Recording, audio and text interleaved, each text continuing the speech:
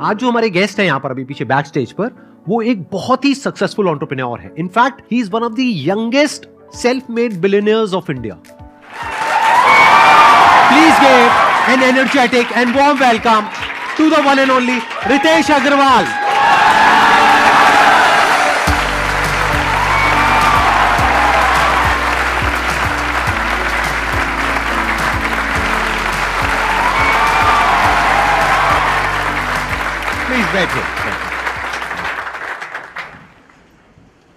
How old were you जब आपने शुरू किया था? I started at 18.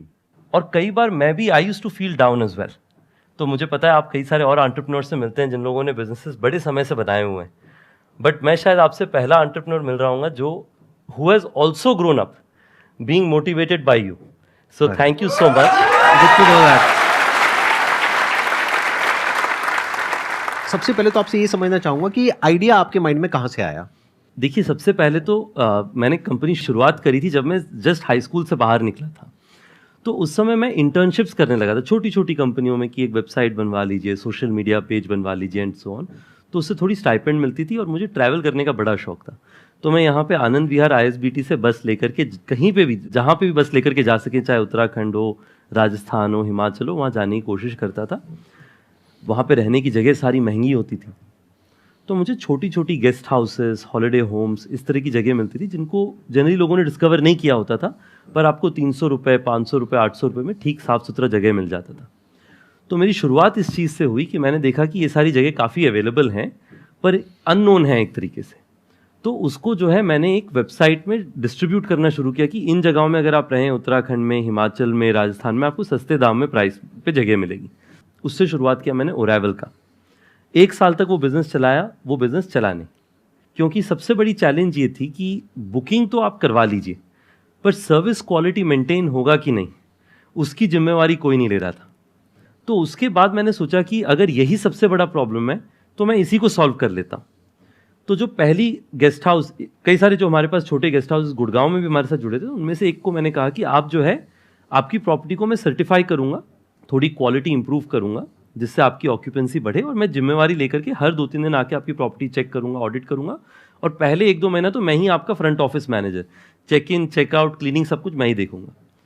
उनकी प्रॉपर्टी में टोटल ऑक्यूपेंसी 20% से कम चलती. सिर्फ शादियां जब होती थी साउथ सिटी 1 एरिया में गुड़गांव में, तब शादियों में उनकी प्रॉपर्टी यूज़ की जाती थी, उसके अलावा खाली रहता. तो उन्होंने कहा कि मुझे आप पे ऐसे तो भरोसा नहीं हो रहा है, क्योंकि अगर मैं लगा हुआ हूँ इतने समय से और उसके बाद प्रॉपर्टी में ऑक्यूपेंसी नहीं आ रही, तो आपके आने पे कैसे ऑक्यूपेंसी बढ़ जाएगी. पर ठीक है, मेरा जितना अभी सिचुएशन इतना बुरा ऑक्यूपेंसी का, इससे बुरा तो और हो ही नहीं सकता, जो होगा इससे बेहतर ही होगा. तो चलो आपको मैंने कुछ महीने के लिए प्रॉपर्टी दी, आप चलाइए, देखिए क्या होता है क्या नहीं होता है. अब उस प्रॉपर्टी में हमने 3 चीज़ें करी. सबसे पहला चीज़ हमने ये किया कि मैंने जाकर के ऑनलाइन वेबसाइट्स में देखा कि कौन सी प्रॉपर्टी टॉप रैंक में आती हैं बजट वाली. मैंने देखा कि उन सब की फ़ोटोज़ और इंटीरियर्स अच्छे होते हैं. तो इंटीरियर्स में जो वाइट लाइट थी उसको इस तरीके का मैंने वार्म लाइट से रिप्लेस कर दिया और 2-3 पेंट लगा दी. टोटल खर्चा पर कमरे का 4-5 हज़ार रुपये का आया होगा, जो कि ओनर से ही मैंने रिक्वेस्ट किया कि आप ही की प्रॉपर्टी में निवेश कर रहे हैं तो आप ही लगा दीजिए, मेरे पास तो कुछ है नहीं. उस होटल के साथ में आपने टाई अप किया, लेकिन आपने कुछ इन्वेस्ट नहीं किया. पर मैंने आइडियाज लगाए कि कैसे इसको इंप्रूव किया जा सके. डायनेमिक प्राइसिंग लाई. तो होटल का प्राइस पहले हमेशा 2,000 रुपये पे फ्लैट रहता था पूरे साल. मैंने कहा कि पहला 3 कमरा 999 में सेल होगा, 999. आप लोगों ने सुना होगा जब ओयो शुरू हुआ था, हमने कहा था स्टार्टिंग एट 999.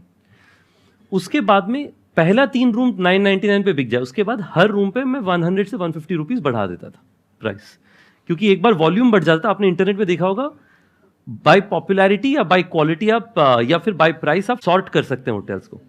तो मेरा होता था कि बाय प्राइस पहले सॉर्ट करके 3 बुकिंग आ जाए, जिससे फिर बाय पॉपुलैरिटी में हम टॉप रैंक में आ जाएंगे, तब ज्यादा प्राइस बन जाएगा. प्लस ये भी एक और इसका बेनिफिट है कि अगर 999 में कोई रुका है और उसको वैल्यू मिल गई 2000 की, तो वो रिव्यूज अच्छे मिलेंगे. तो वो रिव्यूज में भी आप टॉप पे आने लग जाओगे, जिससे कि रिव्यूज भी मिले जल्दी से जल्दी, और उससे आपका जो रिव्यूज में आप टॉप रैंक में आने लग जाएंगे. राइट. तो सिर्फ इससे जो है मैंने पहला होटल शुरू किया. पहले महीने के एंड में यादव जी की प्रॉपर्टी 90% प्लस ऑक्यूपेंसी में पहुंच चुकी थी.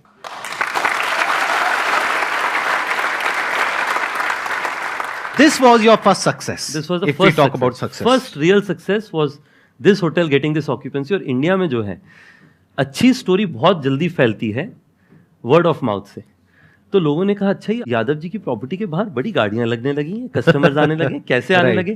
तो लोगों ने कहा कि अब तब लोग, ओयो नई ब्रांड थी, लोग कह नहीं पाते, तो लोग कहते थे ये योयो से अटैच किया इन्होंने, तब से इनका काम बढ़ गया। तो लोगों ने कहा कि आप योयो से फोन करिए और आपका होटल भर जाएगा।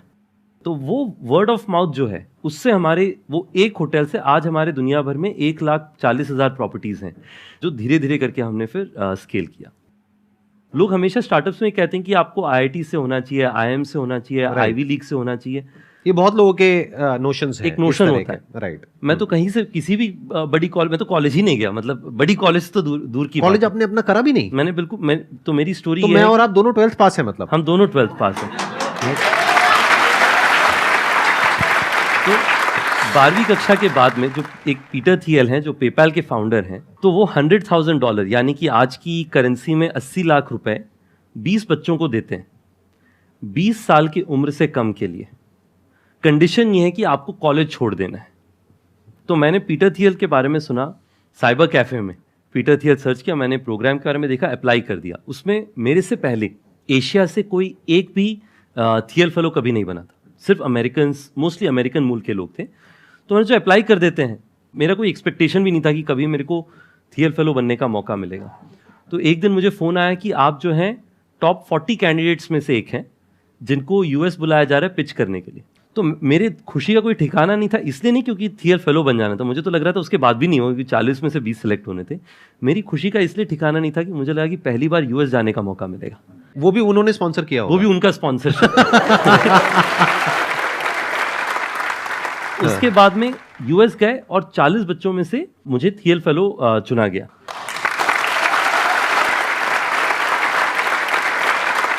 तो मतलब उस टाइम पे आपको $1 लाख मिले? $1 लाख मिले। वो मेरा पहला फंडिंग था एक तरीके से, बिना कोई स्टेक के। मैं इसके दो कारण से ये मैं आपको स्टोरी बता रहा हूँ। पहला ये है कि आपकी बैकग्राउंड क्या होती है उससे कोई फर्क नहीं पड़ता है। आप में हिम्मत है कोई चीज़ सीखने के लिए और कर दिखाने के लिए, उससे फर्क पड़ता है। और दूसरा कि आप ज़मीन में काम करने के लिए तैयार हैं कि नहीं है। क्योंकि कई बार क्या होता है, हम लोगों को ये लगता है कि अगर हम होटल के बिजनेस में हैं तो हम क्यों होटल ओनर कहीं हमें मना करके बाहर ना निकाल दे, हमें तो इस इंडस्ट्री में कुछ पता नहीं, कोई 2 सवाल पूछ लेंगे तो फेलियर हो जाएगी, रिजेक्शन हो जाएगा। उससे हमने बिल्कुल नहीं डरना है। अगर आपने स्टार्टअप करना है, उसका सबसे पहला मूल भाव ये है कि आपको अपने काम करने में शर्म नहीं आनी चाहिए। जो भी काम है, हर काम इज्जतदार है, उस पर you should be proud about it.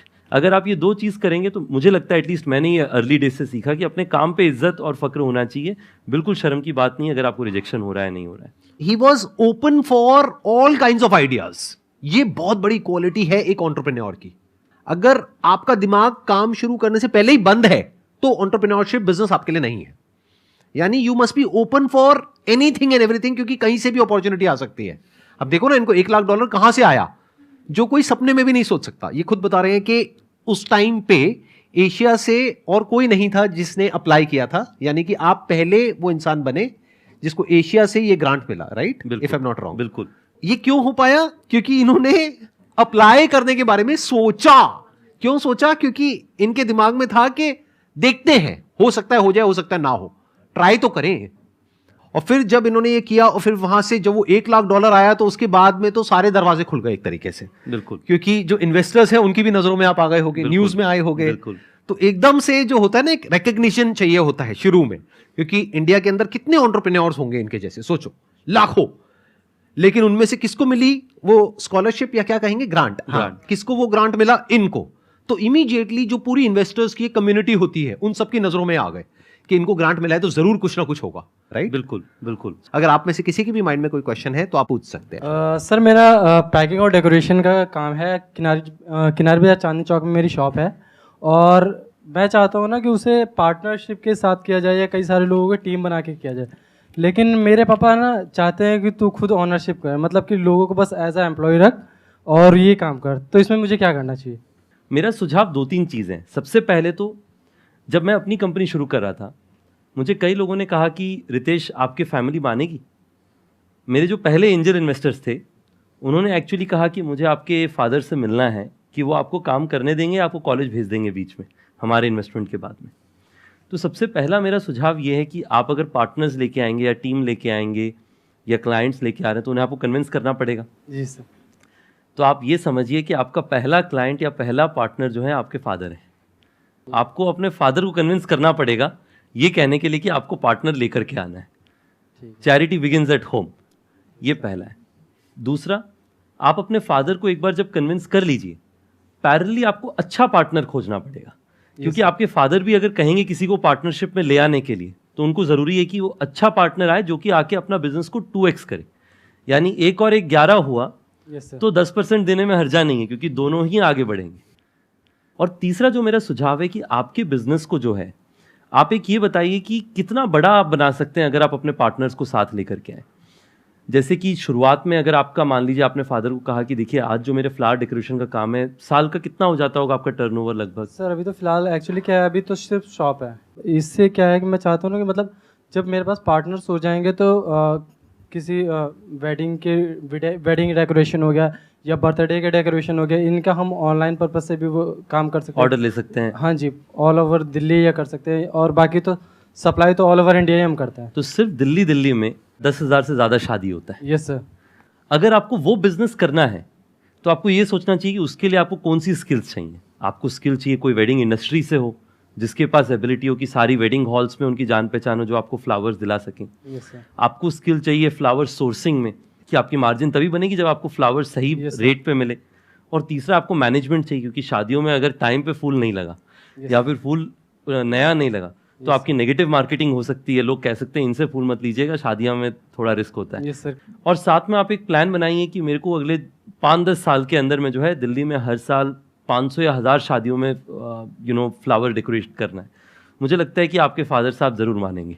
यहाँ पे ये सवाल इतना इंपॉर्टेंट नहीं है कि आपको पार्टनर्स को लेकर के आना है या किसी एम्प्लॉय को ऑनबोर्ड करना है। इंपॉर्टेंट ये है कि आपकी विजन क्या है। जैसे ये कह रहे हैं ना कि अभी इन्होंने बड़े कैजुअली एक बहुत बड़ी बात बोल दी कि अगर ऑन एन एवरेज महीने की 1000 शादियां भी आ जाती हैं तो उसके लिए कितनी बड़ी टीम चाहिए, आपको कितना कुछ चाहिए, तो उसके लिए एम्प्लॉयज भी चाहिए, पार्टनर्स भी चाहिए, स्टेक होल्डर्स भी चाहिए, सब कुछ चाहिए आपको, राइट। तो इंपॉर्टेंट ये है कि आपकी विजन क्या है। ये तो इनकी विजन है, इतना बड़ा जो ये सोच पा रहे हैं, क्योंकि ये चाहे भी तो कुछ छोटा नहीं सोच सकते आज जिस लेवल पे ये है, राइट। बट आपके माइंड में क्या है वो आप ही जानते हो कि वो सच क्या है। कि आप, हो सकता है आप अपने माइंड में सोच रहे हो कि यार अभी मेरे इस दुकान से 50-60 हज़ार लाख रुपए महीने की कमाई हो जाती है, खर्चा वर्चा काट करके, अब ये करके मुझे महीने का 2-4-5 लाख रुपए भी मिल जाए तो बहुत है। तो अगर इतना ही आप सोच रहे हो, उस हिसाब से आपको लोग चाहिए। तो जैसे इन्होंने जो भी स्टेप्स बताए वो बिल्कुल परफेक्ट हैं। पहले अपने फादर को कन्विंस करिए। अगर आपके फादर मना कर रहे हैं कि पार्टनरशिप में मत करिए, तो हो सकता है उनका कुछ खराब एक्सपीरियंस रहा हो पार्टनरशिप से रिलेटेड, तो कोई रीजन हो जिस वजह से वो बोल रहे हैं। तो ये भी देखना जरूरी है कि जिसके साथ आप पार्टनरशिप करने का सोच रहे हैं, क्या उसकी विजन आपके साथ में अलाइंड हो भी रही है, नहीं हो रही है, या वो कुछ और ही सोच करके आ रहा है या आ रही है, व्हाटएवर। तो ये इंपॉर्टेंट है बिजनेस में, विजन इंपॉर्टेंट है कि आपकी विजन क्या है, कहां तक देख पा रहे हो। In fact I think, please correct me if I am wrong, आपके करियर में जो सबसे बड़ा जो टर्निंग पॉइंट रहा होगा, ये जो आप यूएस गए और आपको ग्रांट मिला, I think this must have been the biggest turning point of your life in terms of thinking big. नहीं, बिल्कुल। आई थिंक ये जो एक बहुत बढ़िया बात बता रहे हैं सर। सबसे पहले तो I fully agree with sir in saying कि आपको एक अपने तरफ से क्लियर होना चाहिए कि मैंने क्या करना है। अगर आपका एम्बिशन है एक्स, आप अगर पार्टनर को बिना एक्सपेक्टेशन सेटिंग के ले आए, like in any situation, expectation setting is most important. उनकी एक्सपेक्टेशन कुछ और है, आपकी कुछ और है, तो आपकी डेली लड़ाइयाँ होंगी। You should avoid it. तो आप एक्सपेक्टेशन सेटिंग करिए, उसके हिसाब से आप सही पार्टनर खोज पाएंगे। जो थिंकिंग बिग है, बहुत ज़रूरी चीज़ है कि मैंने हमेशा सीखा है, you are the average of 10 people around you. जिसका मतलब आपके आसपास के जो 10 लोग हैं, आप ना चाह के भी उन 10 लोगों के एवरेज बन जाते हैं। अगर आपके आसपास 10 लोग हैं जो बड़ी चीज़ें सोच रहे हैं, आप अगर छोटी सोच रहे हो, आप उनके आसपास रह के सोचते हो थोड़ा मैं भी बड़ी सोच लेता हूँ, बड़ा नहीं तो मीडियम तो सोच लेते हैं छोटे से। पर अगर आपके पास 10 लोग हैं जो लोग दिन भर ये सोच रहे हैं कि चलो मैंने कुछ मान लीजिए छुट्टी मनाने के बारे में सोचना है, तो आपके दिल में बिल्कुल छुट्टी का दिल नहीं होगा, पर फिर भी आप भी सोचेंगे थोड़ी छुट्टी मैं भी सोच लेता हूँ। तो थियल फेलोशिप पहली बार ऐसी जगह थी जहाँ पे सब लोग बड़ी सोच रहे थे। हमारी फ्लैट में एक लड़का रहता था जिसकी कंपनी ही नहीं थी। उसने आके कहा कि मुझे दुनिया की सबसे बड़ी फ्लैश स्टोरेज कंपनी बनानी है। मैंने कहा ना, इनके पास, जैसे हमारे देश में मैं कहता था मेरे को साउथ सिटी 1 का सबसे बड़ा गेस्ट हाउस बिजनेस बनाना है। लोग हंसते थे मुझ पे कि साउथ सिटी 1 में तुम्हें लगता है तुम सबसे बड़ी गेस्ट हाउस बना लोगे। ये बहुत इंपॉर्टेंट पॉइंट है जो ये बोल रहे हैं। अपनी अटेंशन को बढ़ा लो जितना बढ़ा सकते हो। ये कितना इंपॉर्टेंट है, I can't express in words. ये इतना इंपॉर्टेंट है ये पॉइंट, ध्यान से सुनना अभी जो ये बोल रहे हैं। देखिए इसमें क्या होता है ना, हमारे यहाँ पे जनरली हमारे आसपास में सोसाइटी में लोग कहते हैं अपने पास जो रिसोर्स है, जो आपके पास में लागत है, उसी के हिसाब से सपने देखो। अभी अपने पास तो कुछ भी नहीं था तो सपने तो देखने बंद कर देने चाहिए थे उस मैथ्स के हिसाब से। पर जब मैंने उसे देखा कि उसके पास ना कोई कंपनी है ना कोई बिजनेस है और वो दुनिया में सबसे बड़ा बिजनेस बनाना चाहता है, तो मैंने सीखा कि सपने देखने का तो कोई खर्चा ही नहीं लगता है, फ्री ऑफ कॉस्ट है। अगर आप सोच सकते हैं बड़ा, तो उसके बाद में again goes back to probability, अगर नहीं सोचे तो 100% चांस है कि आप नहीं बना पाएंगे, पर अगर सोच लिया तो शायद 1-2% चांस है कि आप बना सकते हैं। उसके बाद से मैंने भी बड़ा सोचना शुरू किया। तो आप अपना जितना बड़ा सोच सकते हैं, अभी बस वही इशू है कि एक बार सोचने के बाद उसके लिए काम भी करना पड़ता है। अगर वो काम करने की हिम्मत है तो सोचने में कोई बुराई नहीं है। Thank you sir. Excellent point.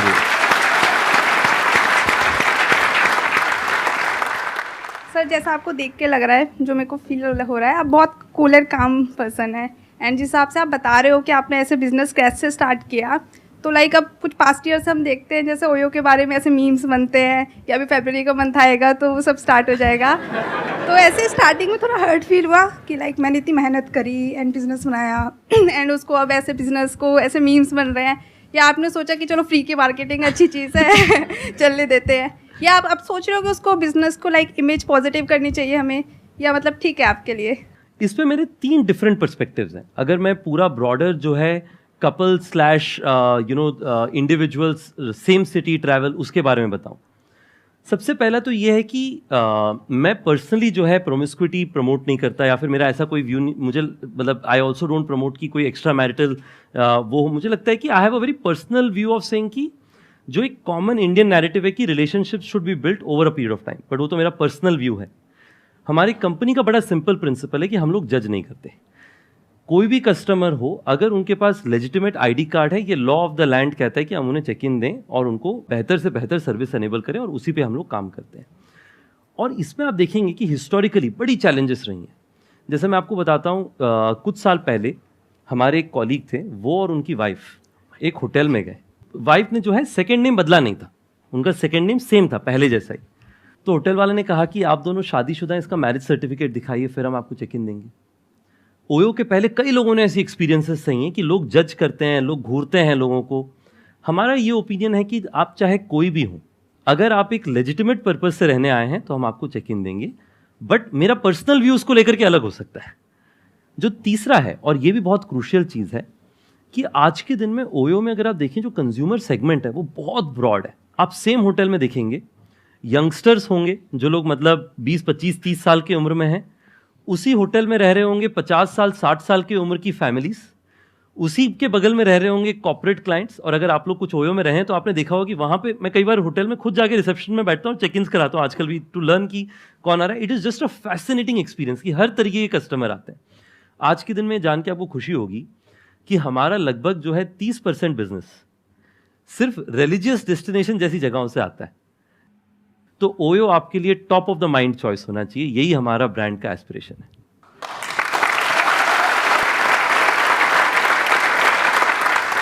India में मुझे लगता है जो अगली जनरेशन की बिजनेसेस होंगी वो हम जैसे लोग चलाएंगे, और मेरा होप ये है कि आगे चल करके आप में से कुछ लोग मुझे मिलें और कहें कि रितेश, आपसे मैं मुलाकात किया था सर के साथ में एक समय, और आज मैंने इतना बड़ा बिजनेस अपना खुद का बनाया। मेरा होप है कि इस डिस्कशन का आपको वैल्यू हो, जो लोग वीडियो में सुन रहे हैं उनके लिए भी। और last but not the least, मुझे ये लगता है कि इन कॉन्वर्जेशन से मुझे खुद को भी एक चीज़ सीखने को मिलती है कि to be close to your roots. जब मैं वापस अपने बारे में सोचता हूँ कि कंपनी में जब भी कुछ गलत होता है वो तब होता है जब मैं अपने रूट से बदलता हूँ। जैसे for example openness to new ideas. मैंने देखा जब भी हमारी कंपनी में कुछ गलतियाँ होती हैं तब होती हैं जब मैं नए आइडिया से ओपन होना बंद हो जाता हूँ।